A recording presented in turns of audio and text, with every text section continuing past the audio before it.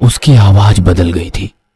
Sir उसका उग्र स्वरूप देखकर घबरा गए और क्लास से भाग गए। उसने पूरी क्लास को देखा। क्लास में लड़के और लड़कियां भी बहुत डर गए, वो भी बाहर भाग गए। केवल मैं और नीलू ही क्लास में रह गए। उसने रुककर मेरी तरफ देखा। मैं बहुत डर गया था, लेकिन मैं उसे अकेला नहीं छोड़ना चाहता था। अचानक नीलू जोर से हंसने लगी।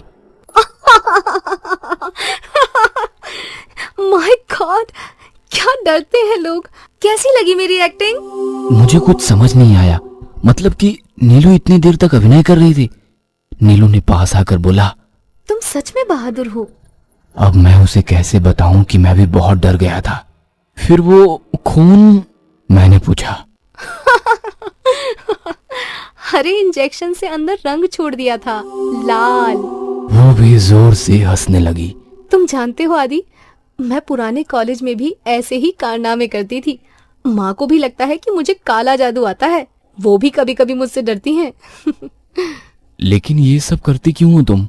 मैंने पूछ लिया। Just for thrill dear. वो मुस्कुराई। चलो अब घर चलो, देखो मेरी वजह से सबको जल्दी छुट्टी मिल गई। मैं उसके साथ बाहर चला गया। मुझे उसके स्वभाव का ये शरारती पहलू बहुत पसंद आया। मुझे उससे प्यार हो गया। अब बस मुझे आज उसे प्रपोज करना है। हम दोनों कॉफी शॉप पर गए, कॉफी की ऑर्डर दे दी। वो हमेशा की तरह बड़बड़ा रही थी। मैं बस उसे देख रहा था और अचानक मैंने कहा, आई लव यू। ये सुनकर उसे मानो बिजली का झटका लगा। क्या? हाँ, मैं तुमसे बहुत प्यार करता हूँ।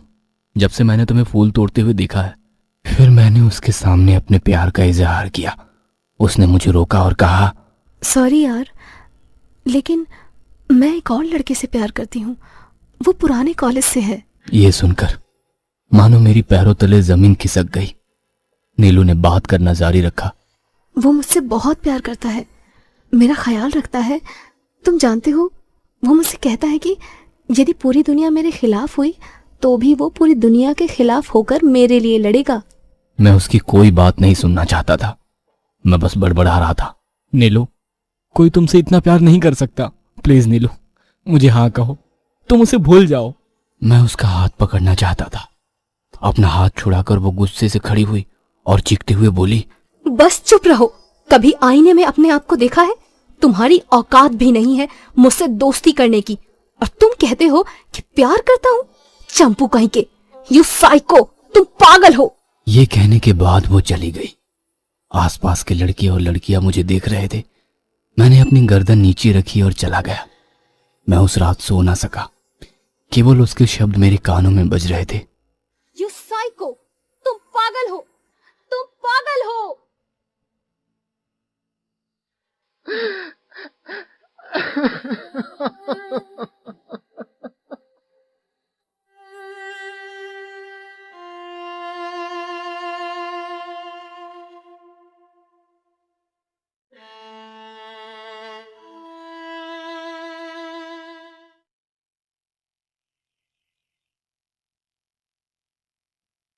अगली सुबह मैं जल्दी ही उसके घर से बाहर गया और वहीं रुक गया। वो बाहर आई, मुझे अनदेखा करके वो आगे चलने लगी। मैं उसके पीछे चलते हुए बोला, सॉरी नीलू, सो सॉरी।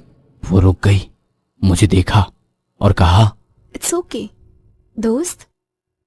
मैंने मुस्कुराकर हाथ मिलाया। फिर वो पहले की तरह खिलखिलाने लगी। बहुत ही अच्छे दिन गुजर रहे थे, लेकिन नीलू की शरारतें बहुत बढ़ गई थी। लड़कों को काले जादू का डर दिखाती थी। कॉलेज के लड़के लड़कियां उससे डरते थे। वो मेरे सामने बहुत हंसती थी और बताती थी कि आज इसे डराया, आज उसे डराया। लेकिन इस वजह से पूरे कॉलेज में उसका नाम खराब हो रहा था। सब उसको जादू टोना करने वाली लड़की कहते थे, लेकिन वो इस बात से खुश रहती थी। उसके घर मेरा आना जाना था। उसकी माँ हमेशा उसके इस पागलपन को लेकर परेशान रहती थी। उसकी माँ भी नहीं जानती थी कि वो ये सब मजाक में करती है, साइंस की मदद लेकर। जब भी उसकी माँ उसे इस पर डांटती, तब नीलू मुझे देखकर पलकें झपकाती। लेकिन अब कॉलेज और सोसाइटी में और भी भयानक चीजें होने लगी थी।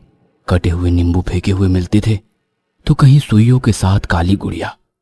किसी ने प्रिंसिपल से शिकायत की, इसलिए उन्होंने उसकी माँ को कॉलेज बुलाया। देखिए,